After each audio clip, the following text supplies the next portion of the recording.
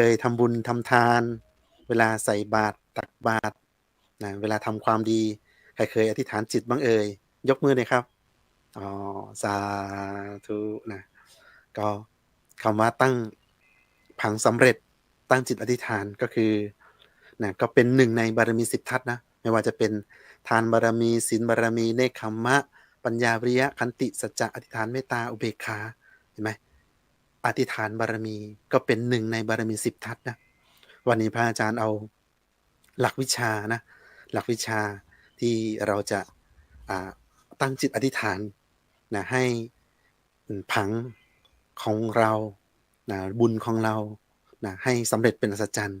นะเพราะว่าการอธิษฐานจิตนั้นเหมือนกับนะเรามีเป้าหมายหางเสือเรือกำหนดทิศทางว่าเราทำบุญแล้วมีบุญแล้วเราจะเอาบุญไปทำอะไร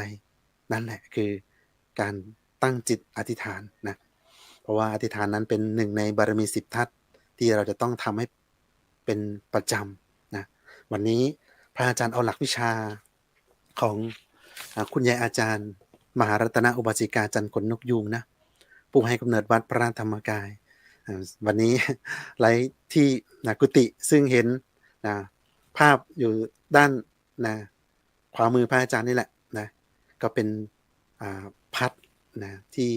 สลายร่างคุณยายนะอาจารย์มหารัตนอุบาสิกาจันทร์ขนนกยูงเมื่อปีพุทธศักราช2545เนาะวันนี้พระอาจารย์ก็เลยเอาหลักวิชาที่คุณยายอ่านหนังสือไม่ได้อ่านหนังสือไม่ออกเขียนหนังสือไม่ได้เป็นแม่ชีวัดปากน้ำที่มีหัวใจเผยแผ่พระพุทธศาสนานะแล้วก็ปักหลักวิชานะให้ทุกคนได้มีสันติสุขภายในนะครับก็คือให้ทุกคนได้รู้หลักการทำทานหลักการรักษาศีลและเจริญสมาธิภาวนานะครับวันนี้พระอาจารย์เอานะหลักวิชานะในการที่จะสั่งสมบุญนะแล้วก็อธิษฐานจิตนะคุณยายอาจารย์เคยสอนว่าชาตินี้นะเป็นชาติสุดท้ายที่ต้องอธิษฐานจิตล้อมกรอบเอาไว้ให้หมดทุกสิ่งทุกอย่างนะเนาะเราไม่รู้ว่าเราจะตายไปชีวิตปรโลกหลังความตายสุคติหรือทุกติมีทางอยู่2แพร่งสุคตินะก็มีตั้งแต่มนุษย์นะเทวดาพรหมรูปพรหมพระนิพพานนะทุกติ4เปรตอสุรกายสัตว์เดรัจฉานสัตว์นรกนี่คือทุกติไม่รู้ว่าถ้าเราสั่งสมบุญเป็นนิดนะเราก็จะได้เกิดเป็นเทวดานะเป็นสหายของเทวดานะแล้วก็ปฏิบัติธรรมบรรลุธรรมตามพระสัมมาสัมพุทธเจ้าของเราไปสู่ฝั่งของพระนิพพานถ้าเราไม่ได้หมั่นสั่งสมบุญนะสร้างแต่บาปอกุศลทุกขติ4ก็เป็นที่ไปคุณยายอาจารย์ก็เลยแนะนำสั่งสอนว่าชาตินี้เป็นชาติสุดท้ายต้องอธิษฐานล้อมกรอบไว้ให้หมดทุกสิ่งทุกอย่างนะให้หูดีตาดีโรคภัยไข้เจ็บไม่มีให้มีอาการ32ครบบริบูรณ์มีใครอธิษฐานจิตบ้างเอ่ยว่าเกิดมาพบชาตินี้นะให้หูดีตาดีนะโรคภัยไข้เจ็บไม่มีให้อาการครบ32เนาะคนที่หูไม่ดีเป็นไงเอ่ยหูไม่ได้ยินใครพูดอะไรก็ไม่ได้ยินทุกข์ไหมเอ่ยมันก็ทุกข์ตามองเห็นสิ่งสวยงามเห็นทิวทัศน์อันสวยงามเห็นดอกไม้ เห็นวิวสวยๆเวลาตามองไม่เห็นนี้ทุกข์ไหมเอ่ยทุกข์นะอธิษฐานจิตให้ไม่มีโรคภัยไข้เจ็บให้มีอาการครบ32ประการเวลาเราสั่งสมบุญอะไรไปนะคนที่ไม่เจ็บไม่ป่วยไม่ไข้นี่แม้มีก็มีน้อยนี่ดีไหมเอ่ยดีนะเห็นไหมครับการที่เราอธิษฐานจิตนะอย่างนี้เกิดมาให้มีอาการครบ32ประการไม่บ้าใบปัญญาอ่อนดาวซินโดรมหรือว่าพิการอะไรต่างๆนะให้ครบหมดเลยนะแล้วก็อธิษฐานจิตเวลาสั่งสมบุญนะสาธุนะเราอธิษฐานจิตเวลาอธิษฐานจิตก็ตั้งใจเลยตั้งใจไว้ตรงไหนลองสูดลมหายใจเข้าลึกนะลมหายใจผ่านเข้าไปจมูกปุ๊บลงไปหลอดลมปุ๊บลงไปที่ไหนตรงกลางท้องนะนี่แหละจริงๆคือมี7พยางค์นะลมหายเข้าไปอยู่ในใจ มี7พยางค์นะแต่ทุกวันเหลือแค่ลมหายใจเห็นไหมจริงๆแล้วลมหายเข้าไปอยู่ในใจเวลาพระท่านตั้งใจให้พรเราก็บอกว่าตั้งใจรับพรพระนะให้เราสูดลมหายใจเข้าลึกๆสูดลมหายใจตรงไหนล่ะคือที่ตั้งดั้งเดิมของใจของเราเนาะแล้วหลับตาปุ๊บเอาใจเรามาตั้งไว้ตรงนี้จะนึกเป็นดวงบุญใสๆนึกถึงองค์พระใสๆเป็นพุทธานุสติธรรมานุสติสังขานุสติก็ได้ตรงยุบหนอพองหนอนี่แหละนะตรงพุทโธตรงสัมมาอรหังนี่แหละนะตรงลมหายใจเข้าออกนี่แหละเขาเรียกว่าเอาใจไปตั้งไว้ตรงนั้นนะเราก็อธิษฐานว่าสาธุนะชาตินี้เป็นชาติสุดท้ายที่เราต้องอธิษฐานต้องล้อมกรอบให้ดีให้หมดทุกอย่างให้หูดีตาดีโรคภัยไข้เจ็บไม่มีให้อาการครบ32ประการให้เกิดนะเป็นชายได้เพศบริสุทธิ์ไม่หลงไหลในเพศตรงข้ามไม่ยินดีในรูปเสียงกลิ่นรสสัมผัสธรรมอารมณ์ในเพศตรงข้ามก่อนตายก็ขอให้มีสติให้มีปัญญาบารมีให้มีบุญมากๆทุกภพทุกชาติให้พบเจอแต่สิ่งดีๆให้นะว่านอนสอนง่ายโอ้โหเขาเรียกว่าตั้งจิตอธิษฐานเลยนะว่าขอถ้าเป็นผู้ชายเนาะถ้าเป็นเพศพระยายก็อธิษฐานจิตเลยขอให้เราเนาะไม่ยินดีในรูปเสียงกลิ่นรสสัมผัสธรรมอารมณ์ทั้งหลายโดยเฉพาะในเพศตรงข้ามถ้าเป็นนักบวชเนาะนะถ้าเป็นปุถุชนอยากจะประพฤติอุโบสถศีลเราก็อยู่ตัวคนเดียวก็ได้นะไม่ต้องกลัวว่าใครนะจะมาเลี้ยงเราหรือไม่เลี้ยงเราเนาะถ้าเรามีบุญสักอย่างแล้วบุญจะหล่อเลี้ยงเราลูกศิษย์ลูกหาหรือว่าคนใกล้ชิดแหละจะมาเลี้ยงเราเนาะถ้าเรามีบุญซะแล้วนะมนุษย์และเทวดาก็ย่อมสนับสนุนเลี้ยงดูนะครับคนนะคนที่เป็นบัณฑิตนักปราชญ์นะก็ต้องนะหาคนที่มีศีลมีธรรมอยู่แล้วนะยายบอกว่าโอ้เนี่ยให้อธิษฐานเลยนะให้พบแต่คนดีๆว่านอนสอนง่ายเห็นไหมปลูกต้นไม้ก็ให้อธิษฐานเห็นไหมไหนใครเคยปลูกต้นไม้บ้างยกมือหน่อยครับนะปลูกต้นไม้คุณยายก็ให้อธิษฐานนะให้ต้นไม้ที่เราปลูกนะมีความเจริญงอกงามให้มีความร่มเย็นเป็นสุขใครมานั่งใต้ต้นไม้นี้ก็ให้เห็นธรรมะใสๆให้จักรพรรดิลงรักษานกกามาจับเราก็ได้บุญนะตอนนอนก็ให้อธิษฐานอยู่ในบุญให้กับองค์พระตลอดเวลาพระจะได้คุ้มครองเราโอ้โหมาถึงตรงนี้แล้วแม้แต่นะให้อาหารปลาอาหารหมาอาหารแมวก็ให้อธิษฐานนะเพราะว่าเราให้อาหาร1ครั้งเนี่ย1อิ่มเนี่ยอิ่มไป7วันนะคือพูดง่ายๆว่าแค่ดื่มน้ำเรื่อยๆนะอิ่ม7วันนะแต่ถ้าขาดน้ำแล้วก็ไม่เกิน3-4วันก็มอดม้อยแล้วแสดงว่าให้ข้าว1อิ่มเนี่ยจะอยู่ได้7วันอธิษฐานดีๆแม้แต่การปลูกต้นไม้ก็ให้อธิษฐานต้นไม้ที่เราปลูกนะสาธุเลยขอให้เจริญงอกงามนกกามาจับเราก็ได้บุญใครมานั่งมานอนใต้ต้นไม้เราก็เป็นไงเอ่ยได้เห็นธรรมะใสๆใครมาปฏิบัติธรรมปักกลดพระเนรมาปักกลดใต้ต้นไม้เราปลูกก็ให้ทุกคนมีดวงตาเห็นธรรมอย่างนี้เป็นต้นนะพระอาจารย์ก็เลยฝากเอาไว้นะว่าสิ่งที่เราทำเอาไว้แล้วไม่ไปไหนไม่ไปไหนเลยนะบุญจะเป็นเงาตามตัวติดตามตัวเราไปนะมันกับการปัดกวาดเช็ดถูดาย่านั่นแหละนะที่กุฏิหลวงพ่อนะคุณยายก็ไปดาย่าไปปัดกวาดเช็ดถูที่กุฏิหลวงพ่อที่วัดใหญ่นะวัดพระธรรมกายยายก็บอกว่าสาธุจะไปทางไหนทางใดนะก็ขอให้เดินได้สะดวกมีบ้านมีช่องก็ขอให้สะอาดมีคนรักษาความสะอาดให้ทำความสะอาดให้เทวดาลงรักษามีอะไรเกิดขึ้นเราก็ปลอดภัยเห็นไหมครับว่าการที่เราจะปลูกต้นไม้การที่เราจะปัดกวาดเช็ดถูเราก็อธิษฐานได้นะเพราะว่าอธิษฐานนั้นเป็นหนึ่งในบารมี10ทัศนะเป็นหนึ่งในบารมี10ทัศอย่างนี้เป็นต้นถ้าเราปัดกวาดเช็ดถูแล้วก็อธิษฐานจิตว่าเราไปไหนก็ตามนะก็ขอให้เดินได้สะดวกปลอดภัยนะมีกุฏิมีวัดก็ให้ลูกศิษย์ลูกหา เดี๋ยวมาทำความสะอาดให้เห็นไหมครับว่าเราประกอบเหตุอย่างไรเราก็ได้ผลอย่างนั้นนะใครได้ฟังธรรมะในเช้าวันนี้ก็ขอฝากกดไลค์กดแชร์ไปยังผู้มีบุญทุกคนนะต่อกันเลยเนาะนะอย่าจึงอธิษฐานจิตเกิดไปพบใดชาติใดถ้าเป็นครูบาอาจารย์เขาก็ขอให้เราสอนสิทธิ์ด้วยความบริสุทธิ์กายบริสุทธิ์วาจาและก็บริสุทธิ์ใจเห็นไหมการที่เราจะเป็นครูบาอาจารย์ใครก็ขอให้เราสอนสิทธิ์ด้วยความอะไรครับด้วยความบริสุทธิ์ใจทุกอย่างนะ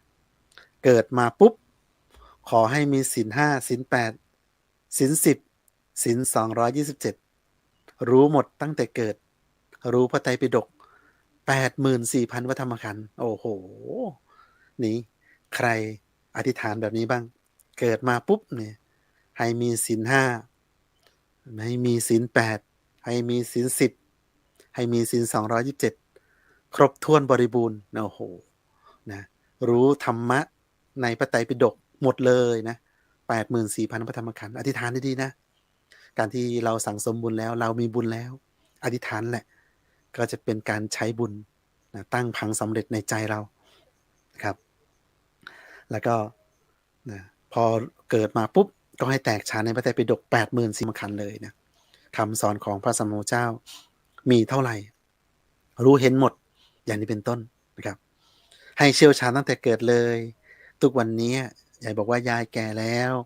อยากเห็นทุกฝ่ายมีความสามัคคีกันมีความสงบให้พวกเรานั่งธรรมะให้มากๆและจะช่วยกันพัฒนาศูนย์พุทธจักรให้เป็น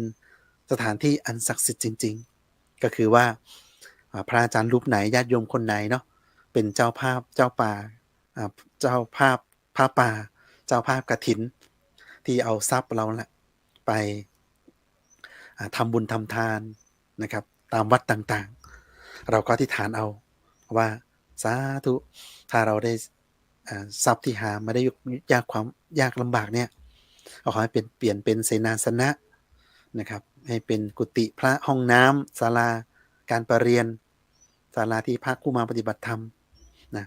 ก็ให้ทุกคนมีความรักความสามัคคีกันเป็นเจ้าของบ้านเจ้าของวัดอย่างนี้เป็นต้น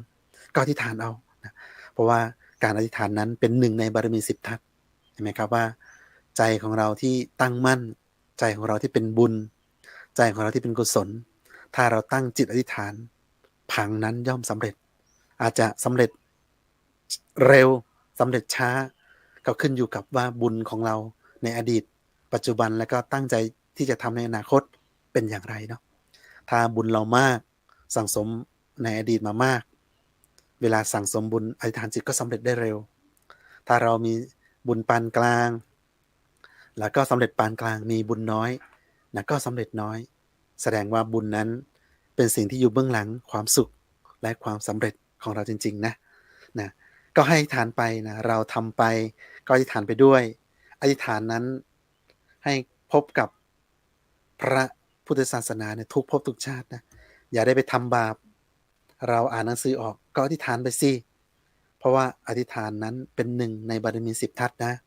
ไม่ว่าจะทานบารมีศีลบารมีเนกขัมมะปัญญาวิริยะขันติสัจจะอธิษฐานเมตตาอุเบกขานะเราก็อธิษฐานไปให้ครบถ้วนบริบูรณ์นะอธิษฐานครั้งหนึ่งบุญก็เกิดขึ้นครั้งหนึ่งนะโอ้โหนี่เป็นหลักวิชาเลยนะบุญอธิษฐานครั้งหนึ่งบุญก็เกิดขึ้นครั้งหนึ่งเพราะว่าอะไรเพราะว่าการที่เราตั้งจิตอธิษฐานใจเราจะตั้งมั่นไม่วอกแวกไม่หวั่นไหวใจจะมุ่งตรงต่อหนทางพระนิพพานเห็นไหมครับว่าการตั้งจิตอธิษฐานครั้งหนึ่งบุญก็เกิดขึ้นครั้งหนึ่งนะเพราะว่าชาตินี้เกิดมาแล้วยายได้กำไรแล้วหมายถึงว่าเราเกิดมาทุกคนเนี่ยเป็นคนน่ะได้กำไรแล้วอธิษฐานดีๆว่าคำว่าตกต่ำอย่าให้เกิดขึ้นกับเราเลยทุกภพทุกชาติ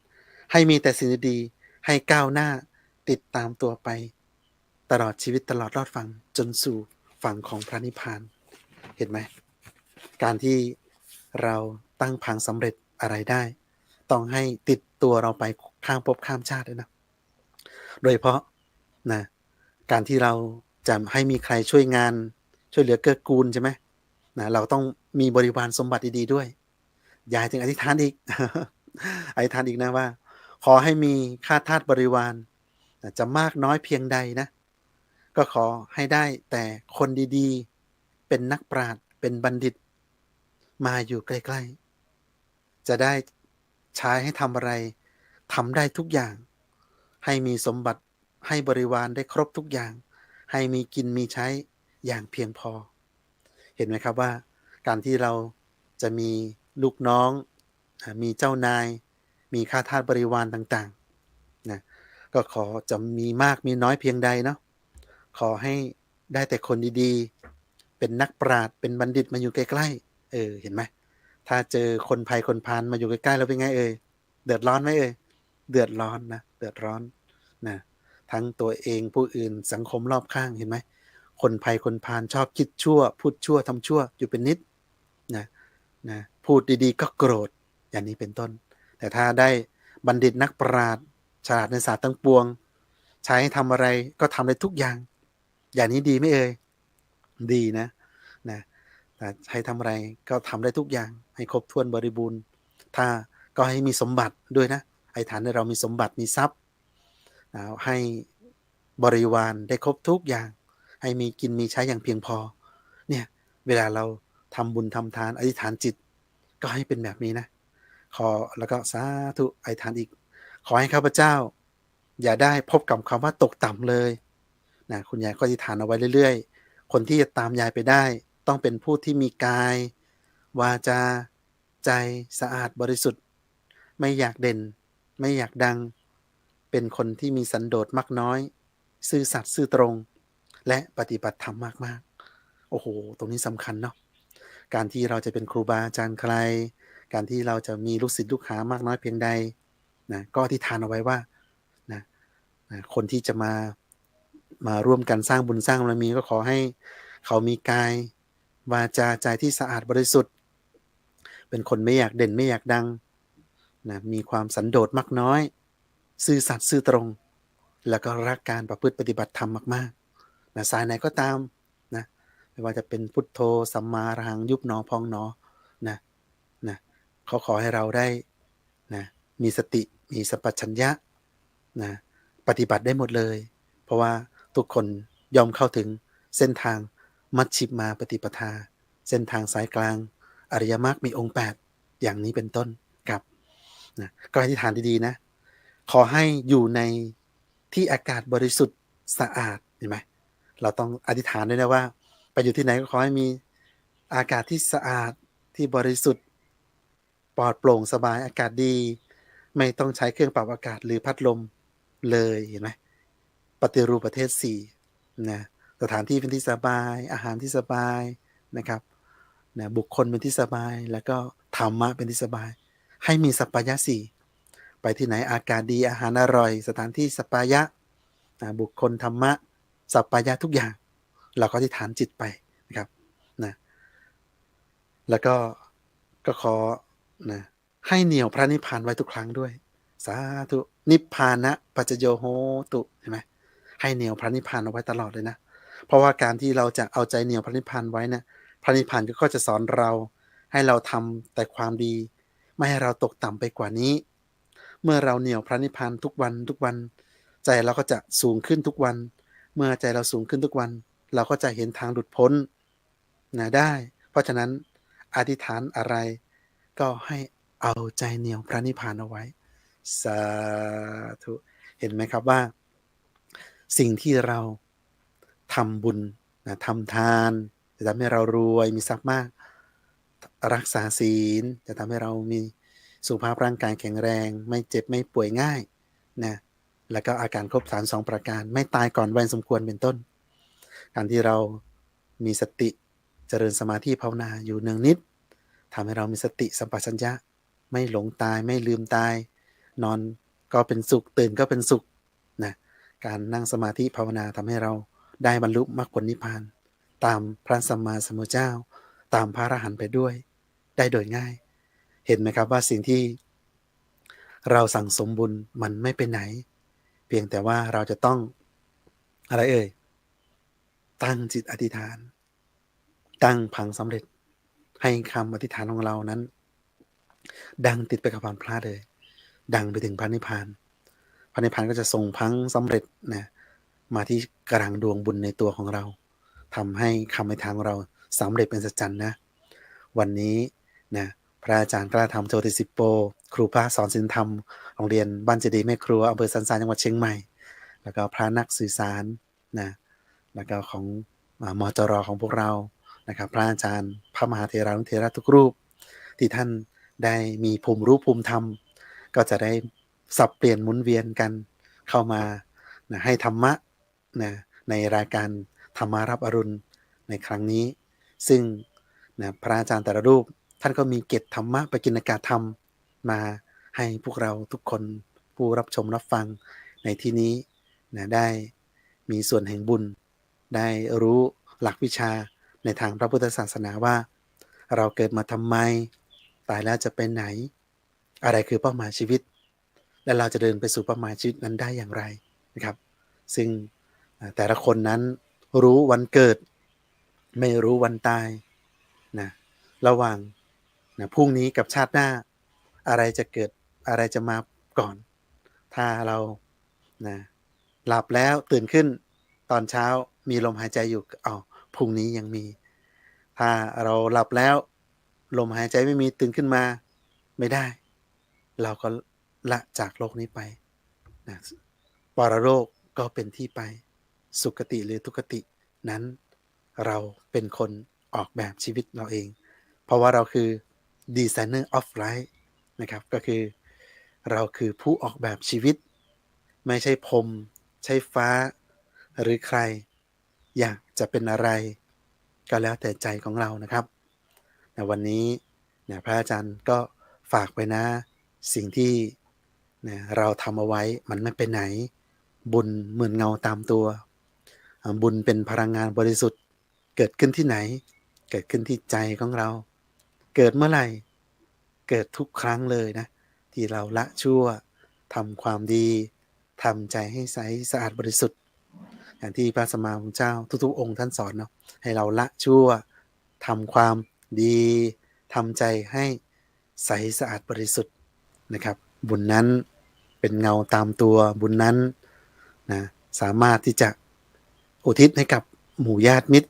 ของพวกเราหรือบุคคลอันเป็นที่รักได้บุญนั้นสามารถที่จะนะตัดรอนวิบากกรรมจากหนักเป็นเบาจากเบาเป็นหายจากร้ายก็กลายเป็นดีนะให้เราได้เพราะว่าถ้าเราหมั่นทำทานรักษาศีลเจริญสมาธิภาวนาเป็นเนืองนิดพระเดชพระคุณหลวงพ่อนะพระเดชพระคุณหลวงปู่วัดปากน้ำท่านเคยให้โอวาทไว้ว่านะทานศีลภาวนาที่เราทำอยู่เนืองนิดเนี่ย